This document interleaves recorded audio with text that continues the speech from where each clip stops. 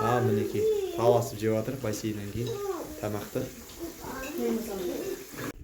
Так, бассейннен кейін керемет күшті 2 сағат түсіп демалып жатырмыз үйге келіп. Так, Айнука сюда тамақ пісіріп жатыр. Бұл жақта бабалар барыс көріп жатыр. Балалар ойнап жатыр. Не істеп жатсыңдар? Домик ойнап жатсыңдар ма? Досам домик. Дос. Нұрзат, не істеп жатсың? Ақжан? Ақжан, кел.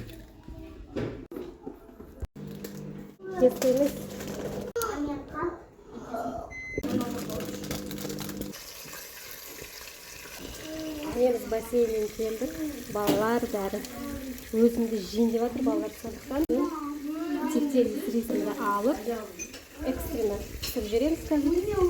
Балаларға бере саламыз.